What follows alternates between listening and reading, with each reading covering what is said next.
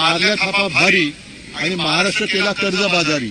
घेता येणं शक्य होतं. वीज माफीचं आम्ही कंटिन्यू चालू केलं. महिलांना 1500 रुपये अनुदान द्यायचं ते आम्ही त्या ठिकाणी चालू ठेवलं. नवीन AI या तंत्रज्ञानाचा वापर करून अनेक क्षेत्रामध्ये आपल्याला म्हणजे आमचा पोलीस विभाग असेल, आमचा कृषी विभाग असेल, आमचा उद्योग विभाग असेल, अशा अनेक क्षेत्रामध्ये त्याला कसं मदत होईल याबद्दलचा आम्ही त्या ठिकाणी प्रयत्न केलेला आहे. आणि हे सगळं करत असताना आर्थिक शिस्त, मी पुन्हा पुन्हा सांगतो, तुम्ही पत्रकार मित्रांनी पण बारकाईने जर बघितलं तर त्यामध्ये आर्थिक शिस्त लावण्याचा निश्चितपणे आणि संतुलित.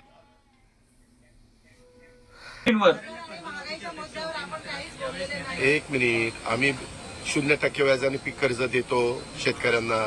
पंजाबराव कृषी विद्यापीठाच्या मार्फत पंजाबराव व्याज सवलत योजनेच्या मार्फत आम्ही शेतकऱ्यांना त्या ठिकाणी मदत करतोय. आज शेतकऱ्यांनी AIचा वापर करून आधुनिक पद्धतीने शेती त्या ठिकाणी केली पाहिजे. उद्याच्याला घोषणा केल्यानंतर त्याची अंमलबजावणी पण करता आली पाहिजे. उद्याच्याला त्या सगळ्या गोष्टी करता येतात, पण मग विकास कामाला निधी कमी पडतो. आज मोठ्या प्रमाणावर विकास कामाचा पण निधी कुठेही कमी न पडून देता आम्ही या योजना पुढे चालू ठेवण्याचा अर्थसंकल्प दिलेला. कुणाची कर्जमाफी केली? एक मिनिट, कुठल्या सांग ना, कुठल्या साखर कारखान्यात? अहो मला नाव तर सांगा. अहो एक मिनिट, अजिबात एकाही साखर कारखाना ऐका तरी बाबा, एकाही सहकारी साखर कारखान्याची कर्जमाफी केलेली नाही. ते आर्थिक अडचणीत आल्यानंतर NCDCने आर्थिक अडचणीतनं बाहेर काढण्याच्या करता आपण NCDCची जी योजना आहे कमी व्याजाची, ती देशाला लागू आहे. देशाला लागू असणाऱ्या योजनेचा फायदा आपण सहकारी साखर कारखान्याला करून घेतो. त्याच्यामध्ये चुकीचं काय? त्याच्यामध्ये ते बरोबरच आहे. एक मिनिट, आम्ही त्याच्यापासून बाहेर गेलेलोच नाही. आम्ही वेगवेगळ्या पद्धतीनं जे काही त्याच्यामध्ये आमचा जाहीरनामा होता त्याच्यामध्ये सांगितलेलं आहे, त्याही रस्त्याने आम्ही विचार करतोय. आमचं चाललेलं काम आहे. आज आम्ही सध्या 1,500 रुपये गृहीत धरून त्या योजनेला लागणारा निधीची तरतूद त्या ठिकाणी केलेली आहे.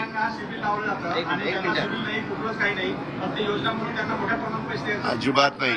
तुम्ही अर्थसंकल्प नीटपणे बघितलेला दिसत नाही.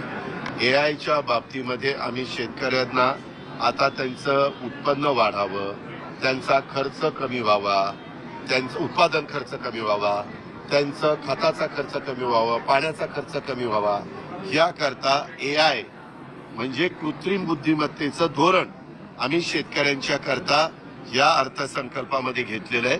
2 वर्षाच्या करता 500 कोटी रुपयाची तरतूद खास या कामाच्या करता आम्ही त्या ठिकाणी दिलेली आहे.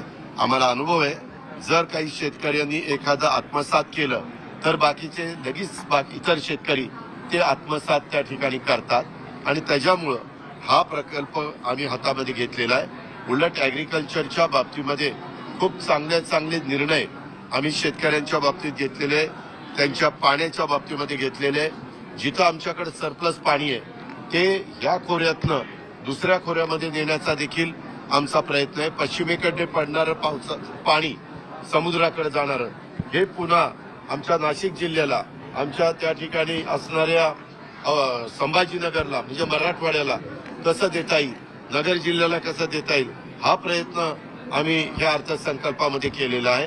आमचा त्या विदर्भातल्या ज्या काही योजना आहेत किंवा खानदेशामधल्या ज्या काही आमच्या योजना आहेत पुनर्भरणाचा कार्यक्रमाचा, तोही आम्ही त्याच्यामध्ये घेतलेला आहे. कुठल्याही गोष्टीला आम्ही त्याच्यामध्ये जिथं गरज आहे तिथं काटकसर अजिबात केलेली नाही. मराठीत म्हणतो ना की यांचा तो जुमलानामा, तो आम्ही मला वाटतं उद्या पहिल्यांदा त्या जुमलानामा त्या मुख्यमंत्री महोदयांना तो भेट द्या की तुम्ही जसा आरसा बघता तसा हा तुमचा जुमलानामा आहे, तो बघा आणि मग तुम्ही या अर्थसंकल्पाला उत्तर द्या. ठीक आहे.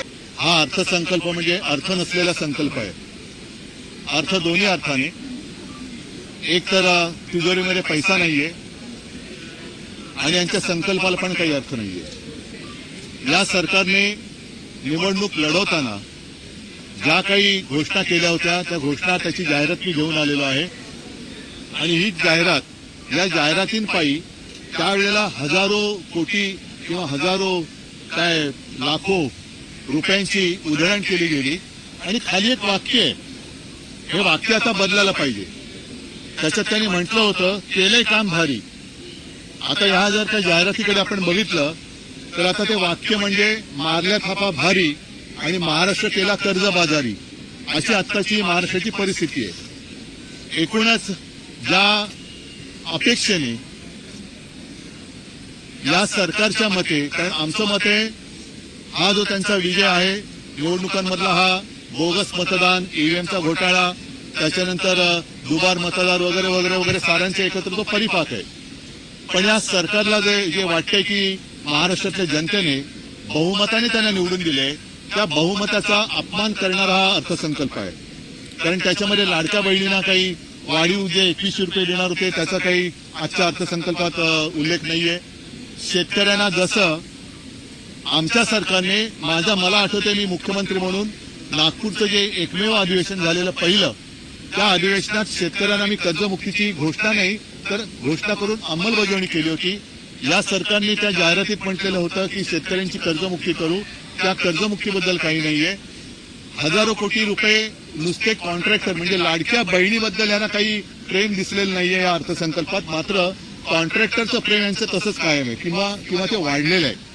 एकूणच हा अर्थसंकल्प हा लाडक्या कॉन्ट्रॅक्टरसाठी आहे आणि महाराष्ट्राला कर्जबाजारी करणारा पोकळ असा हा अर्थसंकल्प आहे. आम्ही आता असं ठरवतोय की या अर्थसंकल्पावरती तसं बोलण्यासारखं काहीच नाहीये. तर यावेळेला जरा भास्करराव आंबारस आपण वेगळी काहीतरी आपण पद्धत किंवा वेगळी प्रतिक्रिया नोंदवू. या जाहिरातींचा एक गठ्ठा आणि त्यांच्या तो जो दुसरा आहे ना त्यांचा ते जुमलानामा, त्या जुमलानाम्याची कॉपी या सरकारला आपण भेट देऊया. बाकी त्याच्यात काही बोलण्यासारखा याच्यातला काही भाग नाही. आणि एकूणच शेतकऱ्यांना हमी भावाचा कुठे उल्लेख नाहीये. घरात जी बोलले तसं सोयाबीन आहे, कापूस आहे, हे हमी भाव, तूर बीर सगळ्यात हे शेतकऱ्याला तर काहीच दिलेलं नाहीये. कर्जमाफी तर केलेलीच नाहीये. आम्ही केली होती.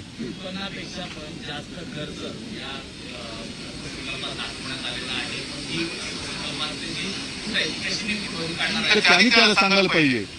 आणि म्हणून मी ती जी जाहिरात दाखवली ना की त्या जाहिरातीमधल्या ज्या काही सगळ्या थापा आहेत, मारल्या थापा भारी आणि महाराष्ट्र केला कर्जबाजारी, हे त्यांचं घोषवाक्य आहे. हे कर्ज फेडणार कोण?